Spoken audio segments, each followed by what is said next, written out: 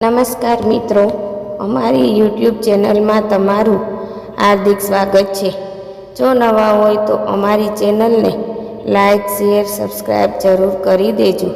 તો આજે આપણે એક સરસ મજાની કહાની વિશે જાણીશું। તો ચાલો આપણે શરૂ કરીએ આજની આ કહાની। પૂરી સાંભળવા નમ્ર વિનંતી। ભારતીય પરંપરાના હિન્દુ ધર્મમાં 4 પાયા ગીતા, ગંગા, ગાયત્રી મંત્ર અને ગાય ગૌ માતા છે।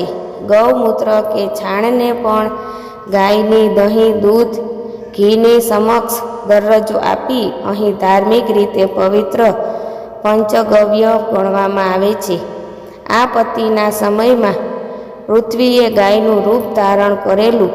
ગાયના કાનમાંથી પસાર થઈ શિવનો જન્મ થયો, એટલે શિવને ગોકર્ણ કહેવાય એવી કથા વાયુપુરાણ અને શિવપુરાણમાં છે। ભાગવત કથા અનુસાર આત્મદેવ નામના બ્રાહ્મણ નિઃસંતાન હતો, તેથી પુત્ર મેળવવા એક ચમત્કારિક ફળ ગાયને ખવડાવેલું। તેથી ગાયના કાનમાં જેવા કાનવાળો પુત્ર જન્મ્યો। એ ગોકર્ણ હતો। દક્ષિણ ભારતમાં એક ગોકર્ણ તીર્થ છે, ત્યાં પુરાણું શિવ મંદિર છે। ત્યાં શિવ અને પરશુરામ આવી ગયેલા એવું પુરાણ કથા છે। એમ તો તીર્થ સમ્રાટ તિરુપતિવાળા બાલાજી ભગવાન જ્યારે ભૂલકામાં છુપાયેલા હતા, ત્યારે એક ગાય તેમને પોતાના દૂધથી જીવાડેલા।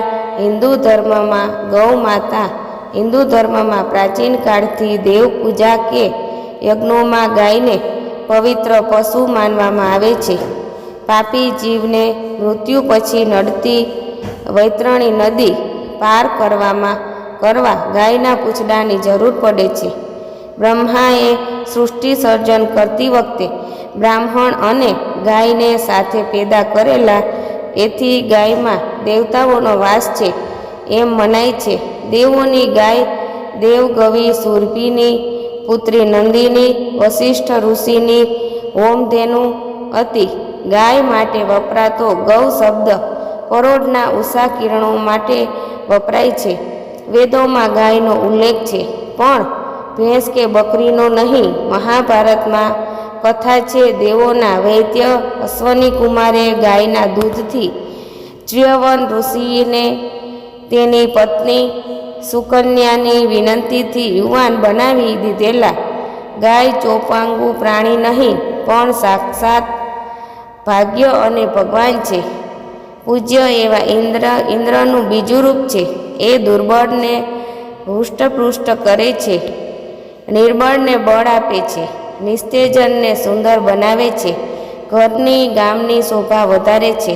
જ્યાં ગાયનો વાસ છે ત્યાં અઘટિત ઘટનાઓ બનતી નથી। ગાયના દૂધ, ઘી વેચવાનું કર્મ હલકું છે, ત્યાં એના ઘાતકનો વિચાર માત્ર ત્યાં જ છે। ગૌધન વૃદ્ધિનું પ્રતીક છે, એના થકી પરોપકારની ભાવના કેળવો। ગોચરમાં રુદ્ર અને ત્વષ્ટા ગાયોનું રક્ષણ કરો, આ સૂચન અથર્વવેદમાં પણ જણાવેલ છે। કાકાચ ઋષિએ ગાયને મધુરી કહી છે અને વાછરડા વાછરડીને દૂધ પાવામાં મન જોડો એમ જણાવેલ છે। એ પવિત્ર કામ છે।